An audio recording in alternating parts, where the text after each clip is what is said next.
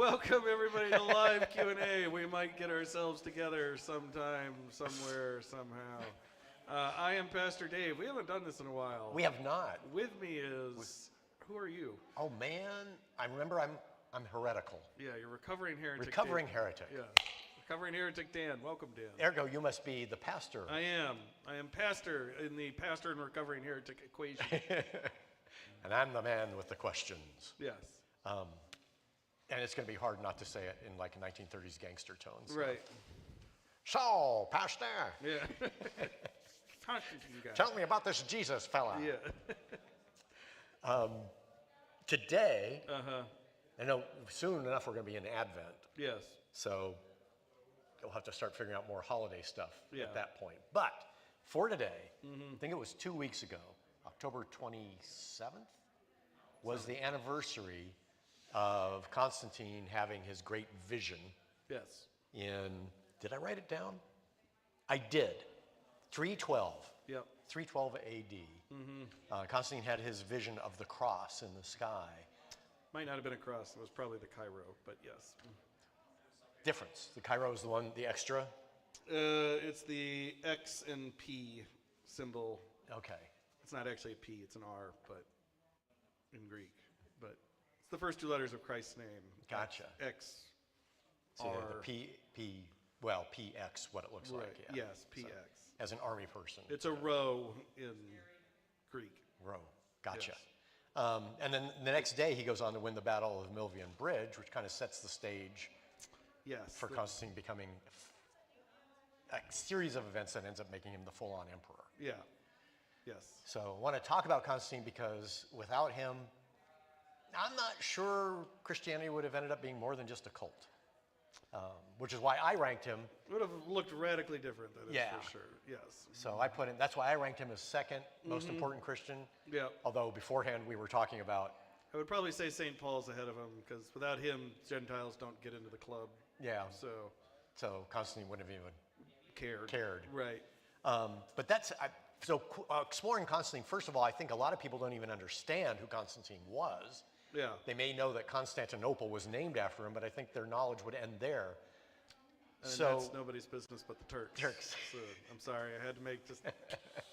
Can't let that joke sail by. I'm sorry. yeah, if you're dating Constantinople, she won't Right. be there. Right. But I think the historical context is important because I don't think as many people realize, as they should, what church history is in general. Yeah. But so many people seem to think that Christianity just came into its modern form as soon as Christ ascended back into heaven after the resurrection. Boom.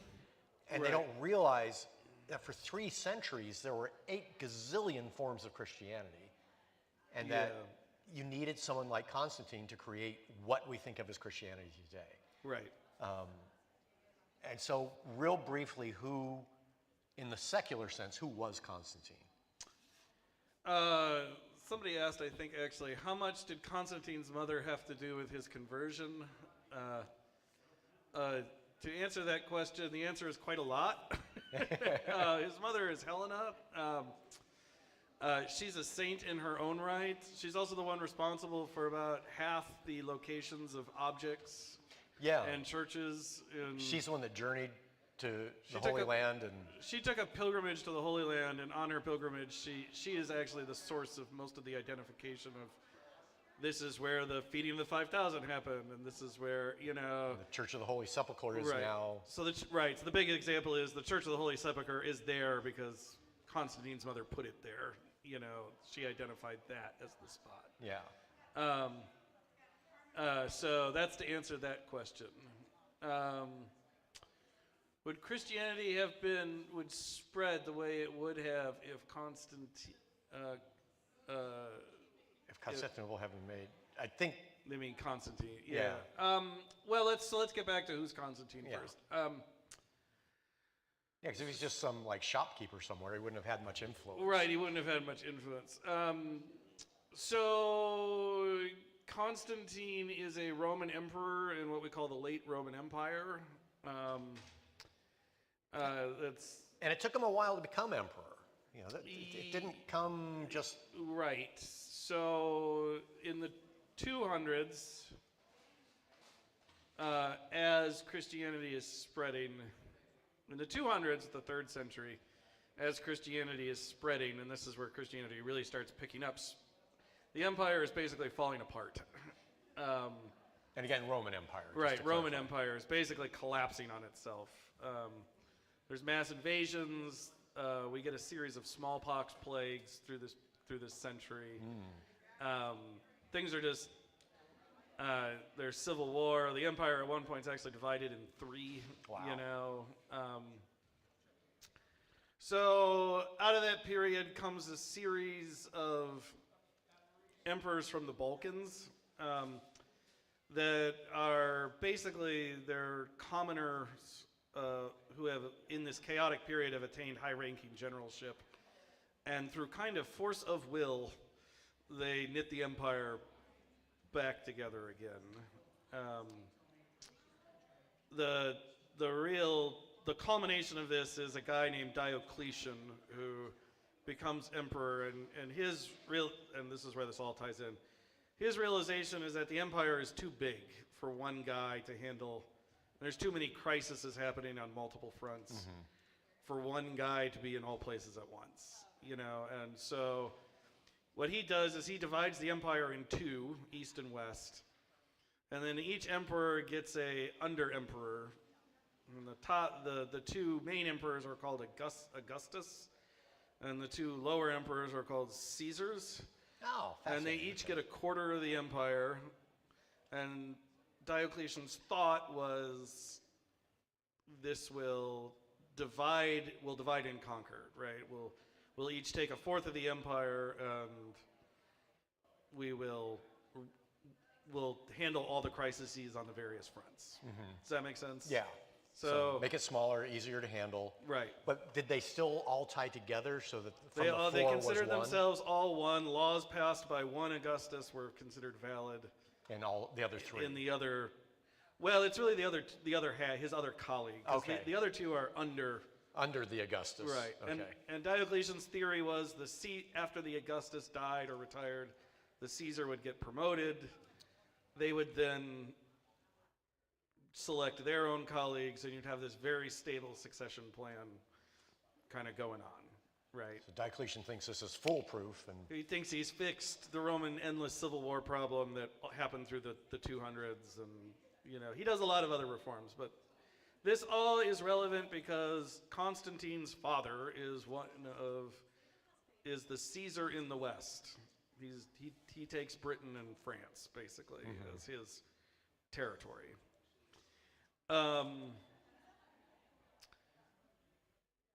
So at one point, so Diocletian retires to literally farm cabbages, and he forces his Augustus colleague to retire with him, thinking this will create a stable system. So the 2 Caesars get promoted, or the one Caesar gets promoted, except the one prevents Constantine's father from getting promoted. oh, okay. And then Constantine's father dies. And then there's a question, who gets to be Caesar in the West now that Constantine's father is dead? And Constantine asserts himself as Caesar, basically from there. Yeah. There's a big civil war in between there. The problem with what Diocletian did is he didn't set up a stable system. He basically set up a civil war tournament bracket. You know, where you'd have all 4 of them and they'd fight. And, Yeah. You know, that's kind of his problem, is it became a civil war tournament bracket instead of.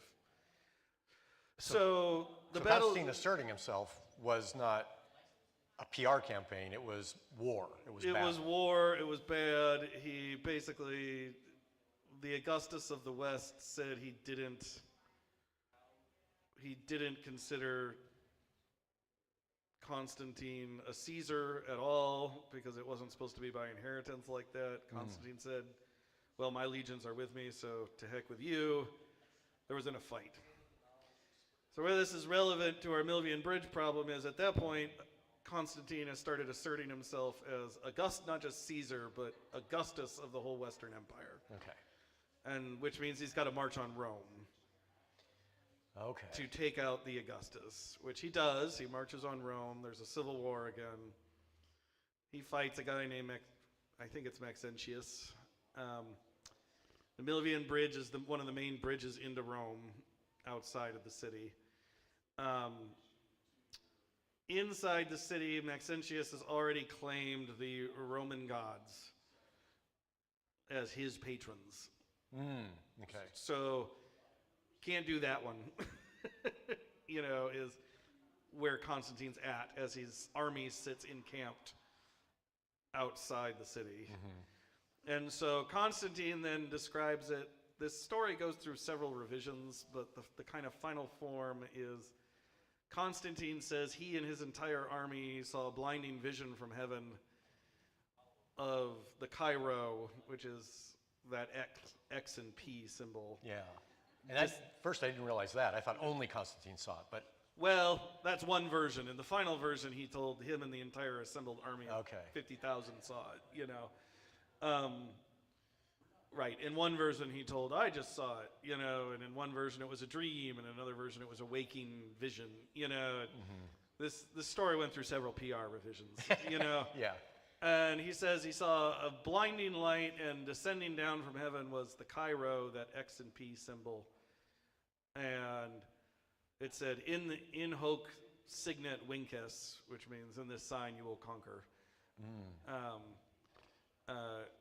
Constantine either orders it painted on all his soldiers' shields, or he erects it as a big standard flag. He does one of the two.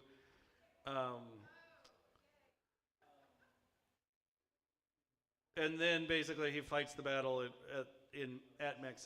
with Maxentius, and he wins. There's a little bit more drama involved there, but we don't have to get into it. He wins the fight. Yeah. He becomes Western Emperor. And then from there, after a series of conflicts, he becomes Eastern Emperor and kicks out the Eastern Emperor also.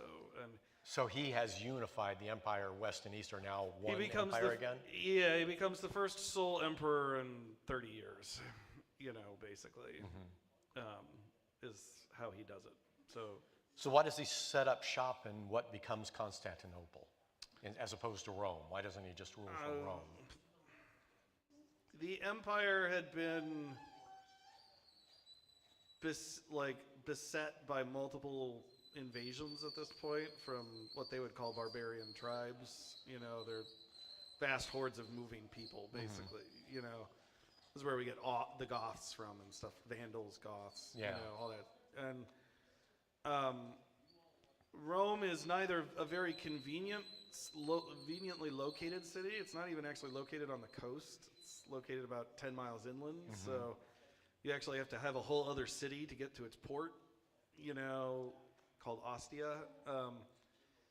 So it's neither conveniently located, nor is it particularly defendable, And Constantine, he's got this, which we'll probably get into, this Christianity religious change thing. And Rome is a thoroughly pagan city. There's just no way around it, Yeah. Two, Constantine wants a more organized, rational city. And I don't know if you've never been to Rome. Rome is streets are just everywhere. It's just chaotic, because after the Great Fire of Rome, they just built houses wherever, and so the streets are just every which way, and he wanted a more rational plan. And three, he wanted a more Christian city, a more rational city, and he wanted a city that was basically immune from siege. The place he lands on is a little town called Byzantium, which is where Istanbul is today. It's on a peninsula, and so Constantine just simply drew a line across the peninsula, and those were the walls. Legend has an angel traced out the line of the walls. Ignore that. An angel from God traced out the line of the walls. But do with that what you will, So because it's on a peninsula, it can be resupplied via the water. And it's in a very narrow strait, so if you can control the strait, you can control access to. It's basically the most. It took invention of the largest cannon ever built to this day to actually break the walls of Constantinople. Wow. So it took. So he made the right decision. He made the right decision. It took the invention of the largest cannon ever built to actually besiege the city and succeed. Wow. So that's why. So he moved the capital for those reasons. okay. So he moves the capital. He will skip ahead, and he becomes the actual full-on emperor. Yeah. And I'm a little. This is interesting. Is he Christian or is he not? When does he become? Because he doesn't become baptized till he's close to death, right? Yeah, that was a. So would he technically be Christian up till then? Trying to. Constantine is complicated. That's why we're doing this show. I know. He starts off as a worshiper of a cult called Sol Invictus, the cult of the unconquered sun. S-U-N. Yeah, S-U-N. Okay. So that's kind of where he starts. It's a monotheistic cult within the late Roman Empire, is where he gets his religious heritage to begin with. So he's not an outright pagan to begin with. So he begins as kind of an advocate of that cult. Was that the one that also, there were a lot of parallels to Christianity, that there was like a demigod, half human, half... I don't know about that, but there's a lot of language familiarity, right? Light coming into the world, celebration around the December solstice, right? Like you can... The two were kind of easily transferable, and even the name, all you got to do is change one letter and it becomes the unconquered son of God. It's a sun cult, though. It's unclear. I would point in favor of his Christian belief, or at least explain some things. It was common practice in Constantine's day to get baptized on your deathbed. They kind of thought baptism erased your sins, and sins committed after baptism were worse. So you wanted to play this game of holding off until the very end, as long as you could, basically. So that there was fewer things you committed after death. Yeah. Right. It was a very less on your slate. Right. Your It was a record. very common belief. So you can read that. See, this is what's interesting about Constantine. You can read that cynically, or you could read that true believer, right? You can read that as he's gaming the system, right? He waited until the very last moment and didn't even care whether it was a Nicene or Arian bishop. He just wanted it done. Yeah. Or you can read that as, and this is where I tend to fall, he actually took it seriously and he knew all the evil things he'd done, and so he needed... Well, especially as a soldier. Yeah, well, soldier, and he has most of his family killed at one point. This is a point against his...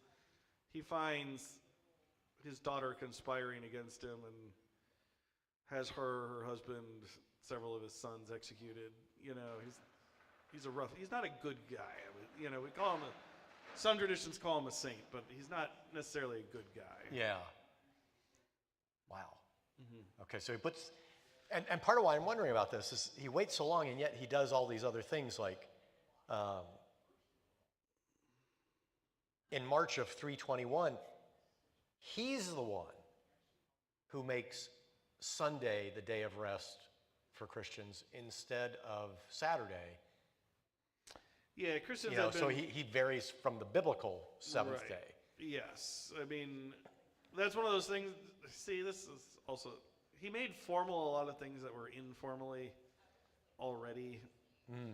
Christians have been worshiping on Sunday since the book of Acts, right? Yeah. It was just... But it was like a bifurcated, right? They still go to synagogue on Saturday. Right. They would still go to synagogue on Saturday. But like the Christian worship on Sunday is as old as the church itself, and so Constantine makes this official, and this is true of most of what Constantine does. He doesn't actually innovate. He just makes official a lot of things that had been unofficially true, just they hadn't been officially proclaimed. Yeah. So like the list, like everybody always says, the Council of Nicaea created the books of the Bible. And it's like, well, no, we have lists of what books are canon going back hundreds of years. Just the Council of Nicaea officially made it official. Yeah, this was the list to follow. Right, this was the list. They just kind of ratified what had already been known. Okay. Well, So- and so let's get to that, because the Council of Nicaea is critical, and this is probably where Constantine's importance to modern Christianity really hits.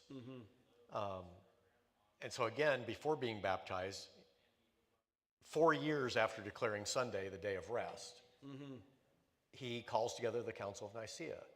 So if all he's doing is formalizing traditions that are already becoming dominant, why bother to have the Council of Nicaea? Why have them come together? And who were they? Who did he bring? Yeah, who were they?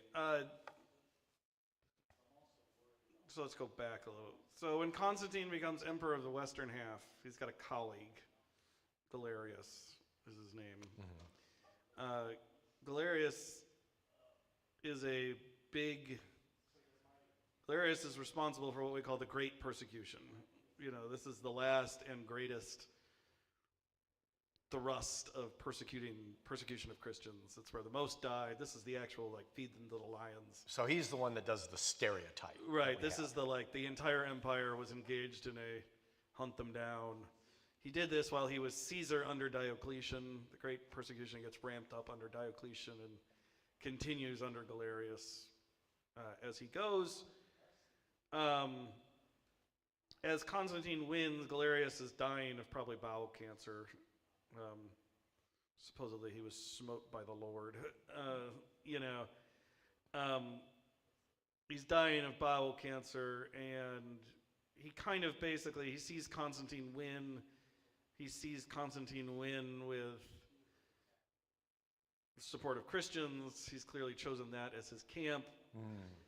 So Galerius and Constantine issue what's called the Edict of Milan, which is the Edict of Toleration. So Christianity is legalized. Rome had legal and illegal religions. Up to that point, Christianity was on the illegal list. They get put on the legal list. When he becomes sole emperor, Constantine starts flirting with the idea of not just making it legalized, but making it the official or the dominant religion. But he encounters this problem. He realizes that this movement, which is more organized than paganism was, is not nearly as united as he thought. And because the persecutions have ended, everybody's little bugaboos are coming out of the woodwork. And they start arguing over all sorts of things, left and right. Now, is Arianism the dominant other? So or were there right. dozens of equal strength and Right. followership? So during this time period, at the same time as the great persecution's happening and all this, there's this great theology debate over the nature of Christ and his exact relationship to God the Father. And they spend a lot of time haggling this out. The question is, the vocab words are homoousios and homoiousios. There's one letter difference. Okay. Homoousios is of the same substance, and homoiousios is of like substance. Right. Similar but not identical. Right. Okay. So is Jesus Christ homoousios, of the same substance as God the Father, or is he homoiousios, of like substance as the Father? Right? Literally, there's an I is the difference. Yeah. Right between them. And But theologically, it's a vast chasm. it is a huge issue. People always think it's not important, but it actually is. If Jesus is only sort of like God the Father, then your sins are only sort of forgiven, becomes the argument, or from the anti. Well, and then you don't have a true Trinity either. Right. You don't have a true Trinity. All sorts of things kind of get upended. So there's a deacon. He's not even a priest, actually. He's a deacon named Arius, who begins teaching that Jesus Christ is the firstborn of creation, that he is begotten and made. right? That he's the first and most important thing in all of creation, but he is a created thing. He is a created being. Yeah. Right? The first created being, the most important created being, the one, but separate from God. But separate from the Father, a created being. That's what he's, to try and resolve this problem, this same versus similar problem. This then gets everybody going. Particularly gets a guy named Athanasius, red hot, who excommunicates him almost instantly. And then we're off to the races, because Arius has quite a few bishops in the East who actually agree with him and think this is a fine solution to the problem, and think Athanasius is overreacting, you know, and so Athanasius and these people have sympathetic ears at imperial levels, and so Athanasius is arrested and then exiled, and then he comes back after there's a riot in his city where his bishopric is, and he becomes bishop again. You know, he's on and off, back and forth bishop for a while, but this whole time he's rallying anti-Arian partisans to kind of his camp. Everybody with me so far? So far so good. I assume Steve is as well. So Constantine then this is at the same time Constantine is becoming emperor, and he's realizing there's a whole bunch of things besides the Arian question that are like, he realizes they don't even agree on the date of Easter, you know, he realizes the books of the Bible haven't been formalized, he realizes there's still an open question from an earlier persecution about what do you do with the people who recanted under threat of death their faith. Are they permanently barred from the church? Do they have to repent? Do they have to get rebaptized? Yeah. What do we do with priests who recanted under persecution? We call that Donatism. You know, like that question still hasn't been settled. You know, so you've got this,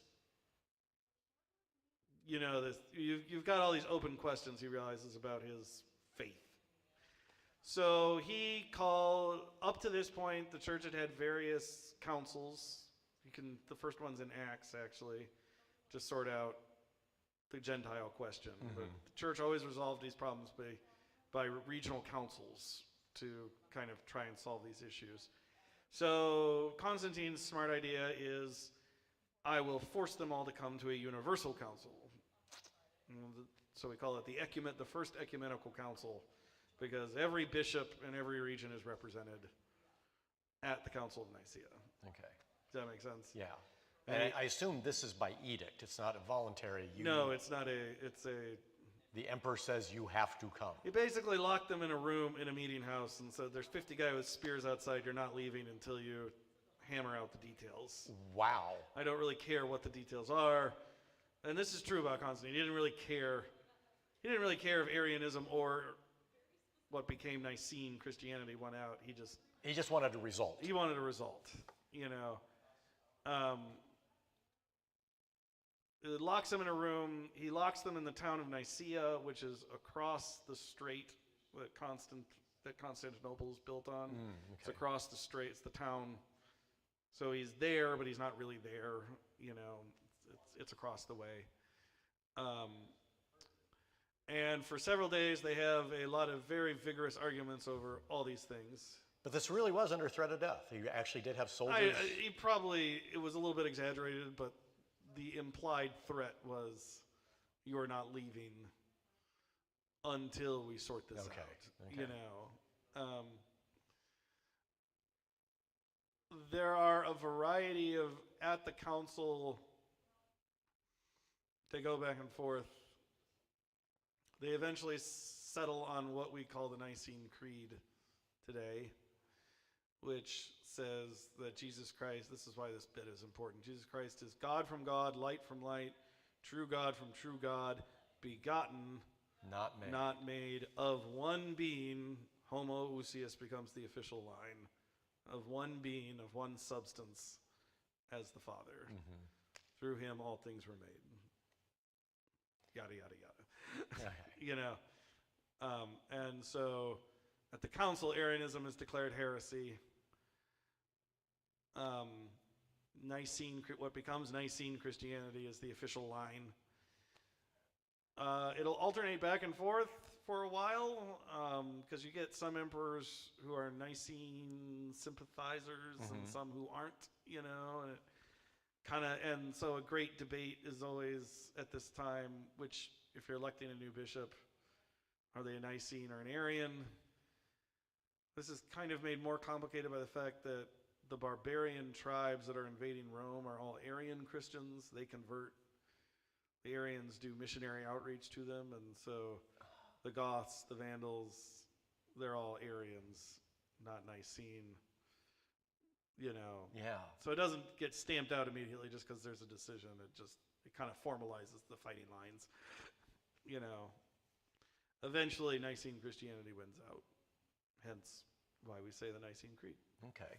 Well, given that, oh, wow, okay, we're already at the end of the time. So I may want to circle back to this, but given that, if you don't follow the tenets of the Nicene Creed, does that technically mean you're not truly Christian? Because there are denominations that disagree with the Nicene Creed. I would say, how to put this? I would say you are not a part of the Catholic faith. Lower C. Lower C.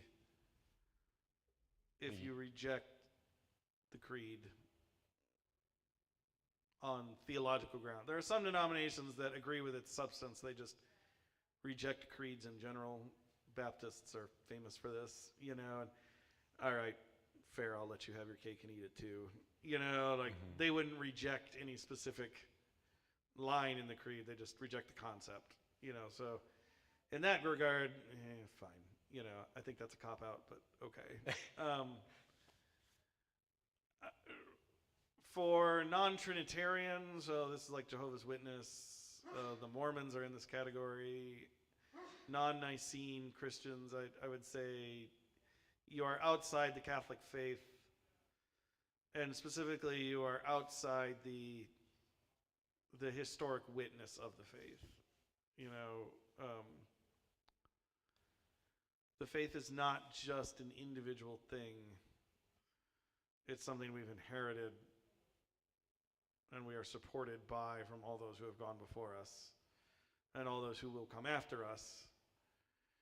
And I would say if you reject the Nicene Creed, you find yourself outside that stream. Now, does that mean God doesn't love you? No, but I don't want to be, in my opinion, you're kind of like a fish all by himself out in the ocean. It's kind of dangerous out there and something may eat you, whereas we find ourselves in this great chain of being that goes back to the apostles themselves, and all because we are united in this, Orthodox, small O faith. So I don't know if they're not Christians or not. I try not to get into that debate. I think down that way lies monsters, but I would say you are outside the Catholic faith and outside that chain of being.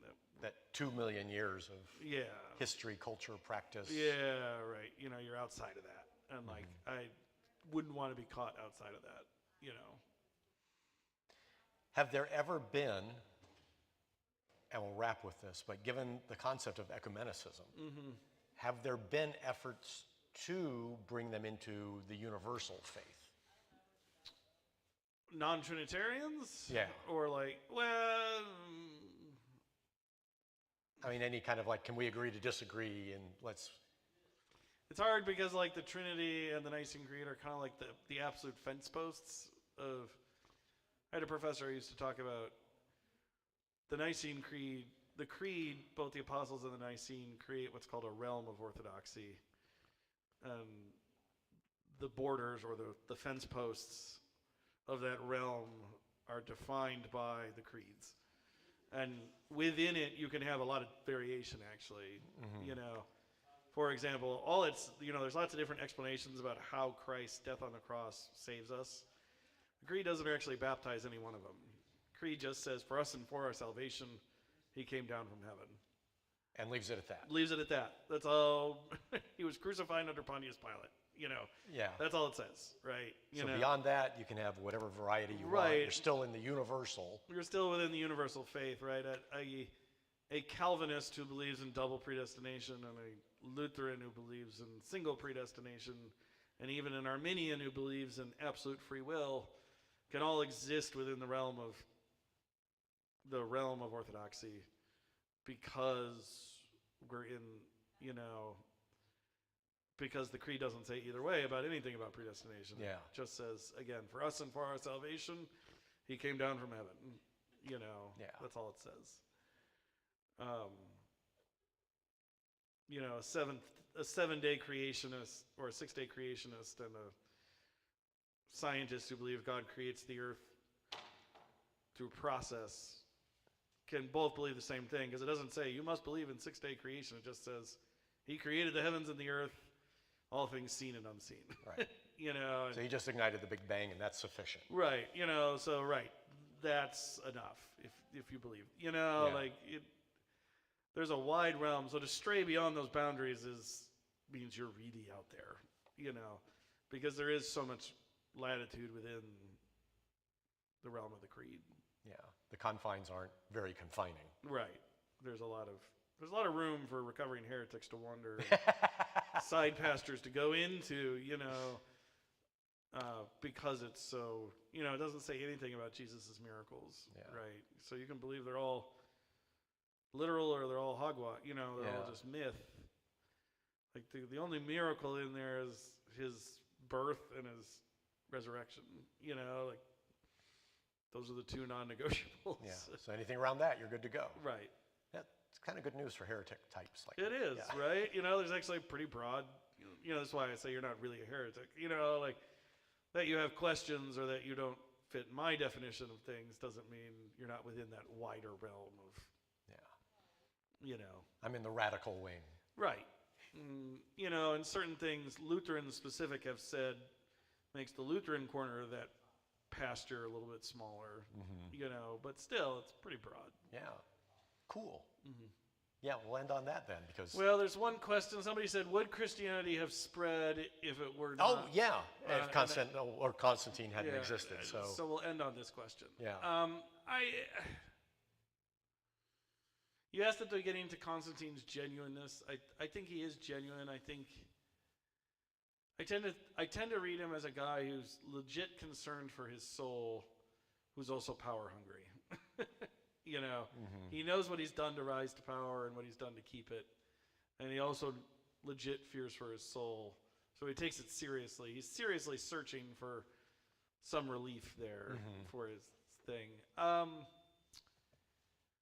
I think it does spread. It was already spreading at that point before he came along, right? I mean, it wasn't an outright majority by the time Constantine popped on the scene, but it was quickly becoming a plurality, within the empire. And so I think it does spread. I think it looks very different,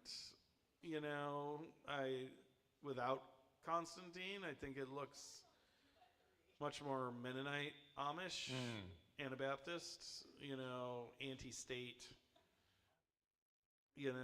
kind of tradition without Constantine coming along. Because that's what it was during that 2nd century phase, was just little anarchists running around, And I think that's what it becomes much more than what it is now, but I still think it spreads and grows.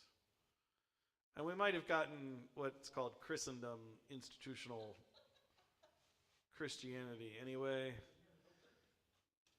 because as much as Constantine had something to do with it, it equally had something to do with the fact that the Roman Empire was falling apart, and there was this organized church that was the only institution left that was functioning. And the church was it's always been an organized religion from the beginning. So like, we might have still gotten it without Constantine anyway. Just would have happened later. But we might have still gotten to the point where the church is running things in the Middle Ages no matter what. So So in some ways, it's that fixed point in space and time that would have happened regardless. yeah, I kind of think we would have gotten there kind of eventually anyway, but Constantine is the one who officially does it. Somebody's got to do the thing, and that's Constantine. And on that note, thank you. Yep. Very enlightening. Blessings, I love everybody. the history. Yeah, a lot of history. So we back next week? Yes, Okay. I think so. So we'll continue, and we'll see what topic we come up with. Possibly terraforming.